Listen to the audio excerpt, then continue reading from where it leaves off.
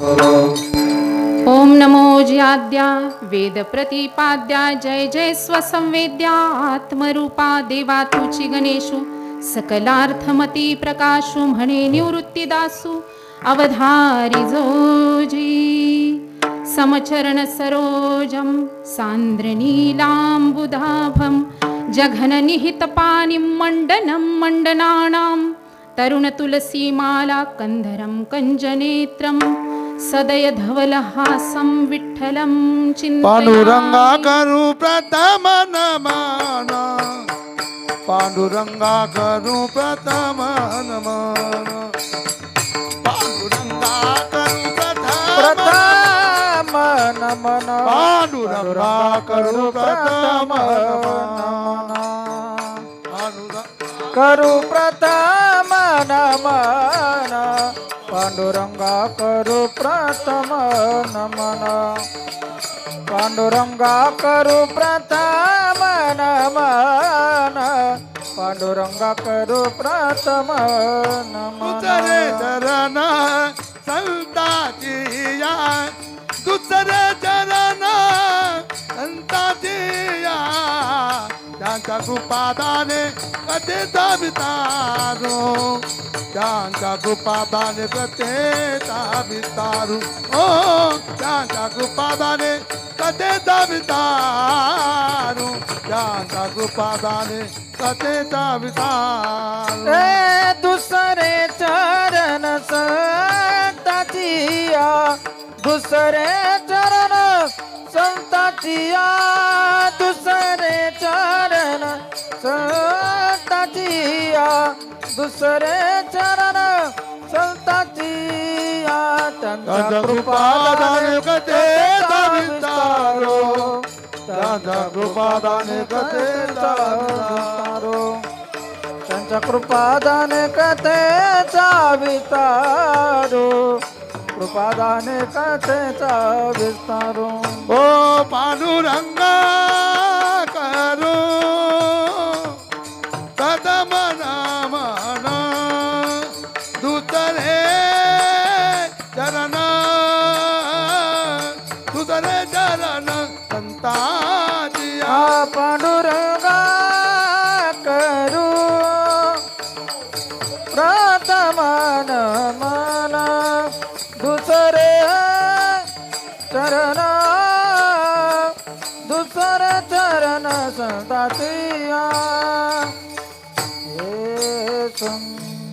पांडुरंगा करू प्रथम नमन दुसरे चरण संतांची आ त्यांच्या कृपादाने कथेचा विस्तारू बाबाजी सद्गुरुदास तुका जयांचे केली स्मरण होय सकल विद्येचे अधिकरण तेची वंदू श्रीचरण श्री गुरूंचे ते नमस्कारुनी आता ब्रह्मानंदं परमसुखदं केवलं ज्ञानमूर्तिं द्वन्द्वातीतं गगनसदृशं तत्त्वमस्यादिलक्ष्यम् एकं नित्यं विमलमचलं सर्वधी साक्षीभूतं भावातीतं त्रिगुणरहितं सद्गुरुं त्वं नमामि ओम नमो ज्ञान ओम नमो ज्ञानेश्वरा ओम नमो ज्ञानेश्वरा ओम नमो दानेश्वरा ओम नमो दानेश्वरा करुणा करा दयाळा करुणा करा दयाळा दयाळा तुमचा अनुग्रह लादलो पावन झालो चराचरी हे करुणा करा दयाळा करुणा करा दयाळा दयाळा तुमचा अनुग्रह लादलो लादलो पावन झालो चराचरी ओम नमो ज्ञानेश्वरा करुणा करा दयाळा तुमचा अनुग्रह लाधलो पावन झालो चराचरी नमो सद्गुरु तुकया ज्ञानदीपा नमो सद्गुरु सच्चिदानंद रूपा नमो सद्गुरु भक्त कल्याण मूर्ती नमो सद्गुरु भास्करा पूर्ण कीर्ती सेवे लागे सेवक झालो सेवे लागे सेवक झालो सेवे लागी सेवक झालो सेवे लागी सेवक झालो सेवेलागी सेवक झालो सेवेलागी सेवक झालो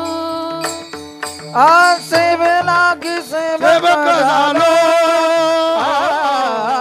सेवे लागी सेवक झालो तुमच्या लागलो निज चरणा तुमच्या लागलो निज चरणा हो स्वामी तुकया देवा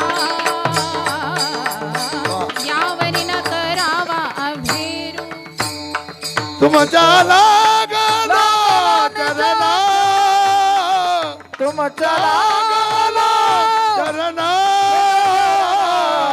भाव स्वामी तुकया देवा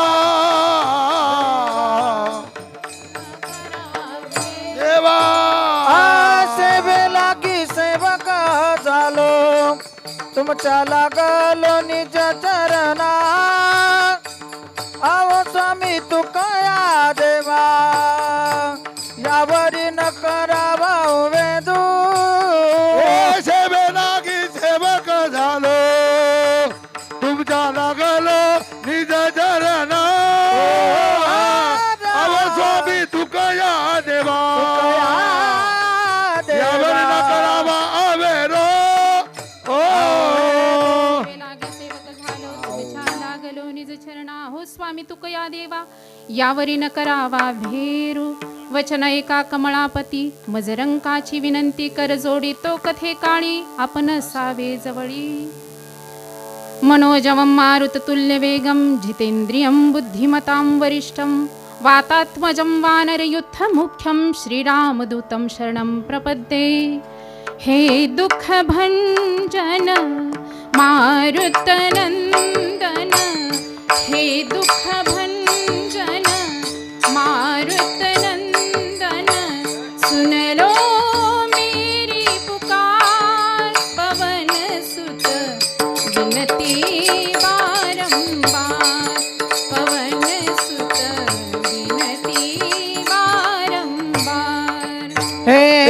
दुःख भंजन मारुती नंदन हे दुःख भंजन मारुती नंदन सुन लो मेरी पुकार पवन सुत विनती बारंबार पवन सुत विनती बारंबार बारंबार ॐ देवराज सेव्यमान पावनाङ्घ्रि पङ्कजं व्यालयज्ञसूत्रमिन्दुशेखरं कृपाकरं नारदादियोगिवृन्दवन्दितं दिगम्बरं काशिकापुराधिनाथ कालभैरवं भजे काशिकापुराधिनाथ कालभैरवं भजे काशिकापुराधिनाथ कालभैरवं भजे विठ्ठल विठ्ठला विठ्ठला विठ्ठला विधाला विधाला विधाला विधाला विधाला सदा नाम घोष करू हरी कथा तेने सदा चित्ता समाधान सर्व सुख ल्यालो सर्व अलंकार आनंदे निर्भर डुल्लत सो प्रस्तुत प्राप्त प्रसंगी सेवेसाठी निवडलेला अभंग जगतवंदनीय संतश्रेष्ठ देहू निवासी जगद्गुरु संत तुकाराम महाराज यांचा 4 चरणांचा आणि भगवंताच्या नामाचं महात्म्य वर्णन करणारा अभंग सेवेसाठी निवडलेला आहे। या अभंगामध्ये तुकाराम महाराज त्यांचा अनुभव व्यक्त करतात। त्यांच्या जीवनामध्ये त्यांना जी आनंदाची अनुभूती आली, जो अनुभव आनंद समाधान त्यांनी अनुभवलं, ते समाधान तो आनंद देण्यासाठी खरं तर या भूलोकामध्ये ते आले, कारण भगवंताने आम्हाला पाठवले असं त्यांचं वक्तव्य आहे त्यांचं अभंगामध्ये सांगतात, सेवितो हा रस वाटितो आणि का घ्यारे होऊ नका रान भरी. जे तुम्हाला पाहिजे ते देण्यासाठी आम्हाला इथं भगवंताने पाठवलेलं आहे. तुका म्हणे मज धाडिले निरोप घेऊन पाठवला आहे. घ्यारे होऊ नका रान भरी. आणि तो निरोप कोणता? सुख प्राप्त करण्याचा, समाधान मिळवण्याचा निरोप आहे. आणि तो निरोप म्हणजे आजचा अभंग आहे. विठ्ठल विठ्ठल विठ्ठल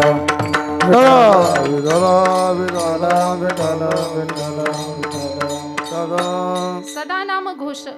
पहिल्या चरणात तुकाराम महाराज सांगतायत, सदा नाम घोष करू हरी कथा तेने सदा चित्ता समाधान.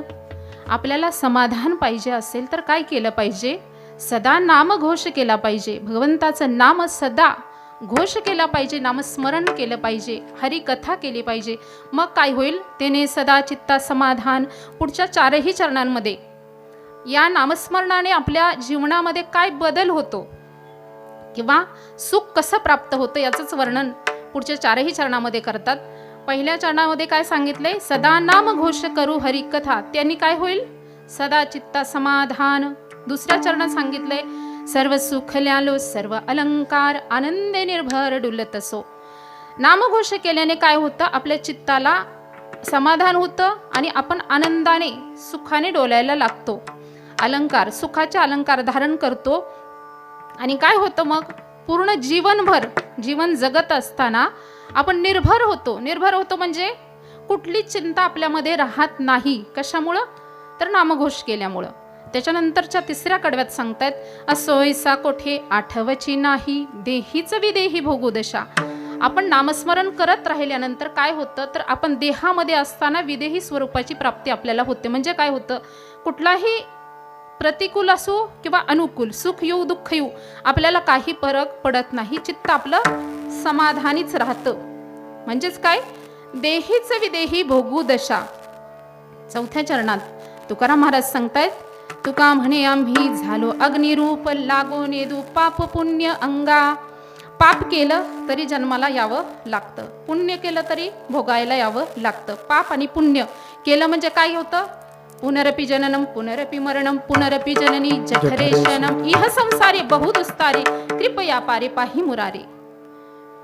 तर पुन्हा जन्माला येणं, पुन्हा आईच्या गर्भामध्ये मलमूत्रामध्ये राहणं, अत्यंत दुःखदायक यातना सहन करणं, या सगळ्या 84 लक्ष योनीमध्ये आपल्याला जन्माला यावं लागतं. काय केलं तर? पाप केलं तरी यावं लागतं आणि पुण्य केलं तरी भोगण्यासाठी यावं लागतं.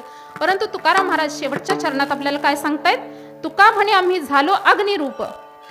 अग्निरूप झालो म्हणजे ज्ञानरूप झालो. आणि त्यामुळे आम्हाला पाप तर होत नाही, पुण्य केलं तरी निष्काम बुद्धीने भगवंताला समर्पित भावनेने केल्यामुळं पापही लागत नाही, पुण्यही लागत नाही. म्हणजेच आमची जन्म मरणाच्या फेऱ्यामधून सुटका होते आणि आम्ही भगवंताशी एकरूप होतो. विठ्ठल विठ्ठल विठ्ठल विठ्ठल विठ्ठल.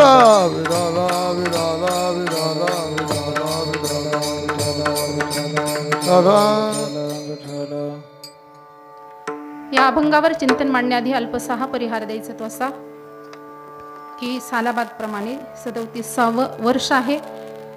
ग्रामदैवत श्री काळभैरवनाथ यात्रा उत्सवानिमित्त चालू असलेला अखंड हरिनाम सप्ताह. आजचा अभंग पण आपण सदा नामघोष म्हणजेच अखंड, जसं 7 दिवस अखंड म्हणजे सदा कायम विना चालू आहे, विना घेतलेला आहे नामस्मरण, त्याच्यावर आपण करत राहायचे. सकाळी काकडा असेल, भजन असेल, गाथा भजन म्हणजे सतत नामचिंतनात राहायचं. आपण ज्यावेळेस ह्या 7 दिवसामध्ये आपल्याला किती आनंद होतो तुम्हीच अनुभव घेतलेला आहे आणि तो आनंद घेण्यासाठीच सदा नामघोष करणं गरजेचं आहे. आणि हा अखंड हरिनाम सप्ताह आणि त्यानिमित्त असणारी आजची ही 4थ्या दिवसाची कीर्तनरूपी सेवा आपल्या सर्व ग्रामस्थांच्या वतीनं हरिभक्तपरायण आबा महाराज असतील, हरिभक्तपरायण सुतार महाराज असतील आणि सर्व गावकरी या सगळ्यांच्या वतीने भैरवनाथांच्या कृपेने, हनुमंतरायांच्या कृपेने, पांडुरंग परमात्म्याच्या कृपेने माझ्याकडे आलेली आहे. माझं परम भाग्य मी समजते. आणि आणखीन परम भाग्य असं आहे की उत्कृष्ट असं गायन ज्यांचं लाभलेलं आहे, उत्कृष्ट असं गायन टाळकरी मंडळी असतील, गायनाचार्य असतील आणि हार्मोनियमवर साथ करणारे महाराज असतील, त्यानंतर मृदंगाचार्य असतील, माता भगिनी आहेत, विनेकरी ताई आहेत, आणि तुम्ही सर्व श्रोते मंडळी थोडं पुढं आले तर बरं होईल. पुढे या थोडंसं, तर मध्ये जागा ठेवली आणि थोडं पुढं सरका. मागच्या महिला पुढे या. तर तुम्ही श्रोते महेशाच्या मूर्ती, ज्ञानदेव महाराज जसं सांगतायत की श्रोते म्हणजे भगवंताची मूर्ती आहेत, अशा सगळ्या श्रोते या सगळ्यांच्या चरणावर नतमस्तक होते आणि सेवेला प्रारंभ करते. Vitthal Vitthal Vitthal Vitthal Vitthal Vitthal Vitthal Vitthal Vitthal sound system Vitthal sound system लावणारे दादा सुद्धा खूप धन्यवाद. आणि भव्य दिव्य अशी सप्ताह कमिटीने इथं आयोजन नियोजन व्यवस्थित केलेलं आहे, त्यांचेही मनापासून धन्यवाद. सेवेला प्रारंभ. विठ्ठल विठ्ठल विठ्ठल विठ्ठल विठ्ठल विठ्ठल विठ्ठल. आपण जर आपल्या भोवती असणाऱ्या समाजाचा विचार केला, म्हणजे गावाच्या पातळीवर बघा, जिल्हा राज्य देशाच्या पातळीवर आपला समाज जो आजचा दिसतोय आपल्याला, तो प्रत्येक समाजातला प्रत्येक घटक, म्हणजे लहान मुलं असो, तरुण असो, वृद्ध असो, महिला असो, महिला असो, पुरुष असो, कोणीही असू द्या, प्रत्येकजण काही ना काही करण्याच्या पाठीमागे लागलेला आहे. बरोबर ना? आपण जे काही कार्य करतोय त्याच्या मागे एकच उद्देश आहे. आपण त्याच्यातून आपल्याला काय भेटलं पाहिजे? समाधान भेटलं पाहिजे, सुख भेटलं पाहिजे. बरोबर ना? आपण जे काही करतोय त्याच्यातून आपल्याला समाधानाची, सुखाची अपेक्षा आहे आणि ही गरज आहे. आणि ती गरज नेमकी कशाने पूर्ण होईल, मग याचा विचार आपण केला पाहिजे. आपण जे आज सुख सुख म्हणून ज्याच्या पाठीमागं लागलोय ना, तर खरं ते सुख आहे का? आपण ज्याला सुख म्हणतोय, खरं ते सुख आहे का, याचा विचार आज प्रश्न असा पडलाय. कारण समाजामध्ये आपण पाहिल्यानंतर आपल्या लक्षात येतं, व्यसनाधीनता वाढलेली दिसते. बहुतांश व्यसन करायला लागलेत. व्यसनाधीनता वाढली, मग कुठलंही व्यसन असू द्या, अगदी मिसरी लावण्यापासून सुद्धा असू द्या, म्हणजे कुठलंही व्यसन सांगते मी, तर आपण या व्यसनामध्ये सुख वाटतंय. खरं सुख आहे का हो? नस नाड्या पूर्ण शरीर भगवंताने इतक्या आपल्याला दिलंय, कशासाठी दिलंय याचा देवे दिला देह भजन गोमाटा, तुया झाला पाटा बाधिकेचा, तुया झाला पाटा बाधिकेचा. देह दिला देवे भगला गोमाटा, तोया झाला पाटा बाधिकेचा, तोया झाला पाटा बाधिकेचा. देवे दिला देह भजन गोमाटा, देवे दिला देह भजन गोमाटा, देवे दिला देह भजन गोमाटा, देवे दिला देह भजन गोमाटा, देवे दिला देह भजन गोमाटा, तुझ्या झाला पाटा बाधिकेचा, तुझ्या झाला पाटा बाधिकेचा. देवे दिला देह भजन गोमाटा, तोया झाला पाटा बाधिकेचा, तोया झाला पाटा बाधिकेचा. देवी दिला देह भजना गोमटा, भजनाला दिलाय, पण आपण काय करतोय याचा थोडा विचार केला पाहिजे. आणि कशासाठी करतोय? तर आपल्याला यातून सुख मिळते असं वाटतंय म्हणून आपण त्याच्या पाठीमागं लागलोय. आपली लहान मुलगी असते, रांगता रांगता पडते, आई वडिलांना बरं वाटतं का? आई वडिलांना बरं वाटतं लहान मुलगी आपली पडली, खरचटलं, त्याला लागलं तर बरं वाटतं का? नाही वाटत. मान हलवत चला, माझ्याशी संवाद साधा. कीर्तन भक्ती म्हणजे सगळ्यांनी मिळून करायची भक्ती आहे. तर बरं वाटत नाही, तिला अंतकरणाला वेदना होतात. तीच मुलगी मोठी होते, लग्न होऊन जाते. लग्न झाल्यानंतर तिच्या सासरी जर तिला उनं दुनं कोण बोललं तर सहन होतं का हो? माता पित्यांच्या अंतकरणाला अजिबात सहन होत नाही. पण आज काय घडतंय? जी मुलीच होत आहेत, मग गर्भामध्ये असतानाच तिला तुकडे तुकडे करून मारून टाकायचं का? मुलगा म्हणजे सुख, सुखाची व्याख्या पण बदलली. मुलगा म्हणजे सुखात ठेवणारा, मग कशाला मुलगी पाहिजे? गर्भात असताना तिला मारून टाका. आज सरकारने बंदी आणली, पण अजूनही असे प्रकार घडतात. कारण चुकीच्या मार्गाने सुख शोधण्याचा हा प्रयत्न आहे. स्त्री भ्रूण हत्या. मग कुठेतरी आपण विचार करावा. व्यभिचार चाललाय, स्त्रिया व्यभिचार करतात, पुरुष व्यभिचार करतात. कशासाठी चालले हे? प्रत्येकाला सुखाची गरज आहे. मजे लागे दुःख व्हावे ऐसे कोणी भावे न जीवे. मला दुःख व्हावं असं कुणालाच वाटत नाही. आणि म्हणून सुखाच्या शोधात जे निघलेत, खरं हे सुख आहे का? मग पैशामध्ये सुख मानले, संपत्तीमध्ये सुख मानले, जमिनीमध्ये सुख मानले. भावाभावाची जमिनीवरून बांधावरून खून पाडण्यापर्यंत मजल जाते. भावा बहिणींचं किती सुंदर नातं आहे, प्रेमळ नातं आहे, पण केस चालू आहेत कोर्टामध्ये. कशासाठी? सुखासाठी. जमीन म्हणजे सुख, पैसा म्हणजे सुख, संपत्ती म्हणजे सुख. सुखाची व्याख्या आपल्याला कळलीच नाही. आणि म्हणून आपण ह्या गोष्टींच्या मागे सुख सुख म्हणून पळतोय. भ्रष्टाचार केला जातो. कशासाठी?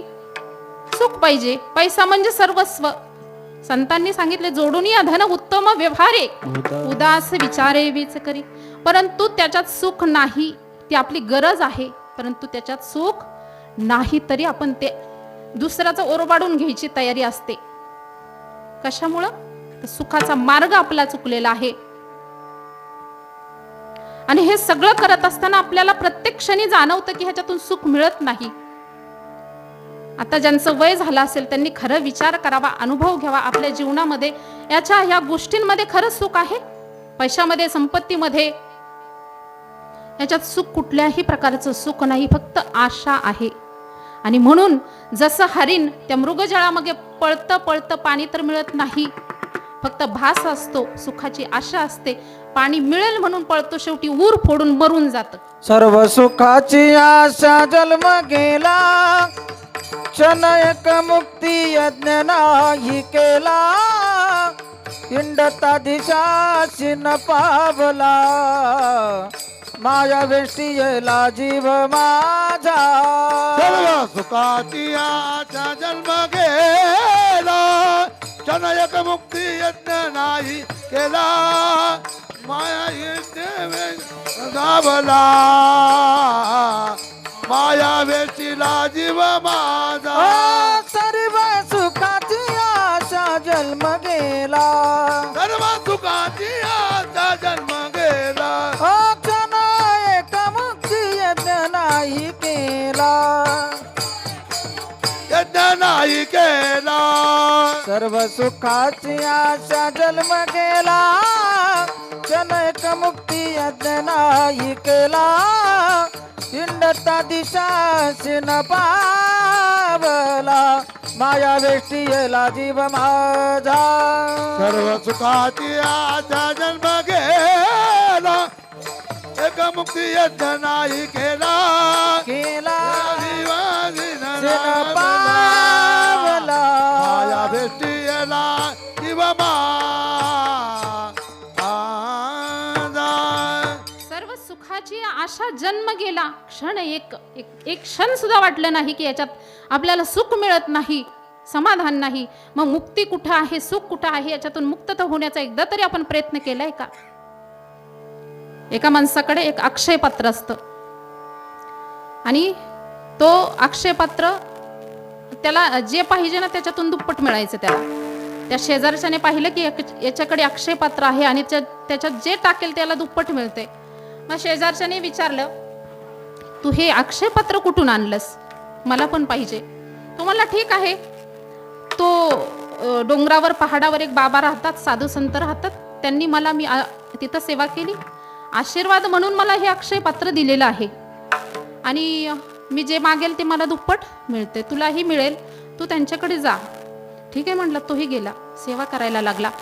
सेवा केल्यानंतर बाबांच्या तिथल्या साधूंच्या लक्षात आलं की याला काहीतरी पाहिजे, म्हणून हा जरा सेवेला लागलेला दिसतोय. त्यांनी ओळखलं त्याच्या मनातलं, त्याला बोलवून घेतलं. इकडे म्हटले तुला काय पाहिजे? त्या माणसाने सांगितलं, तुम्ही माझ्या शेजारच्याला एक अक्षय पात्र दिले आणि त्याच्यात जी वस्तू टाकेल ती दुप्पट मिळते, मला पण तशी पाहिजे. तर साधू म्हटले, ठीक आहे, देतो तुला, पण त्याच्यापेक्षा मोठी पाहिजे, एकट्याचं कुटुंब लहान आहे, माझं खूप मोठं आहे आणि मला जास्तच जरा लागणार आहे. साधूंनी मनात हसले, बरं ठीक आहे तुला देतो मी.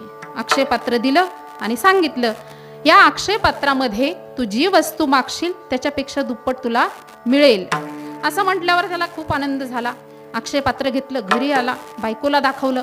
दोघंही आनंदाच्या भरात अक्षयपात्र समोर ठेवलं. समोर ठेवल्यानंतर आता मग लगेच प्रयोग करायचा. मग त्याने मागायला सुरुवात केली अक्षयपात्राला. अक्षयपात्राला काय मागावं आता? मग म्हटलं 2 आंबे दे. आंबे दे म्हटल्यावर तो म्हटला 2 आंबे दे. अक्षयपात्रातून आवाज काय आला? 2 का 4 घे. काय आवाज आला? 2 का 4 घे, म्हणजे दुप्पट घे. तो म्हटला 2च मागितले तर 4 मिळतात, कशाला कमी करायचे? बरं 4 दे. तो म्हटला 4 का 8 घे. अक्षयपात्राचा नियम काय होता? जेवढं मागेल त्याच्या दुप्पट तुला मिळेल. 4 का 8 घे. तो म्हटला 8 का, बरं 8 द्या. 8 का 16 घे. 16 का 32 घे. म्हणजे तो बोलत राहिला, अक्षयपात्र बोलत राहिलं, मिळालं मात्र काहीच नाही.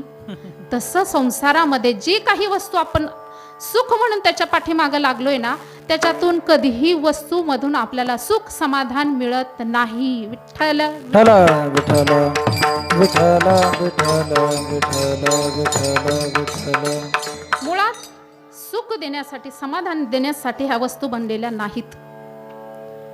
समाधान नेमकं मग कशात आहे असा प्रश्न पडतो ना. मग वस्तूंमध्ये नाही, पैशामध्ये नाही, मग कशात समाधान आहे? तर तत्वज्ञानामध्ये व्याख्या सांगितली जाते. समाधान हे वस्तूच्या प्राप्तीत नसून वृत्तीच्या स्थिरतेत आहे. काय? समाधान हे वृत्तीच्या स्थिरतेमध्ये आहे, वस्तूमध्ये नाही. कसं बरं नाही? आम्हाला तर मोटरसायकल आणली की आनंद होतोय, समाधान वाटते. मोठी गाडी आणली की समाधान वाटते. मग कसं काय तुम्ही म्हणता नाही म्हणून? बघा, एखादी वस्तू आपल्याला आणायची, समजा मोटरसायकल आणायची तोपर्यंत आपल्या मनात किती विचार चालू असतात. कशा रंगाची आणायची, कशी आणायची, अशी ह्या कंपनीची आणायची का त्या कंपनीची आणायची, कधी आणायची, कशी आणायची, म्हणजे अनेक विचार चालू असल्यामुळे आपलं चित्त स्थिर नसतं, चंचलता असते. त्यामुळे तोपर्यंत आपल्याला समाधान, आनंद होत नाही. ज्यावेळेस ती आपण आणतो घरी, त्या क्षणाला आपल्याला काय वाटतं? खूप आनंद वाटतो, समाधान वाटतं. कधी, किती आणलं त्या क्षणाला वाटतं. दुसऱ्यात रोजच वाटतं का? ती वस्तू पाहिल्यानंतर नाही वाटत, कारण त्या वस्तूमध्ये समाधान नाही. आपली जी चंचलता होते ना वृत्तीमधली, ती स्थिर झाली त्या क्षणाला. एका क्षणाला स्थिर झाली, पण दुसऱ्या क्षणाला आपल्या मनामध्ये अनेक विचार. आता 2 व्हीलर झाली ना, आपल्याला आता 4 व्हीलर पाहिजे. म्हणजे इच्छा संपत नाही आणि समाधान भेटत नाही. म्हणून वस्तूमध्ये समाधान नाही, तर वृत्तीच्या स्थिरतेमध्ये समाधान आहे. विठ्ठल विठ्ठल विठ्ठल विठ्ठल विठ्ठल विठ्ठल विठ्ठल.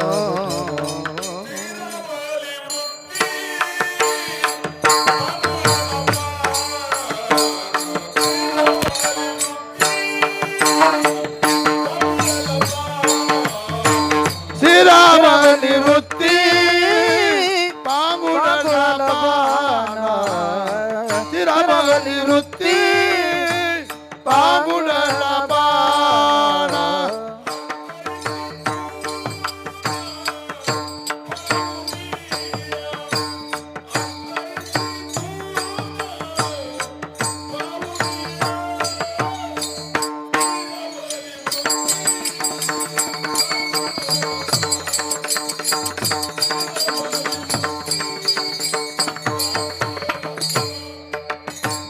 अंतरिती कोण पावनिया. अंतरिती कोण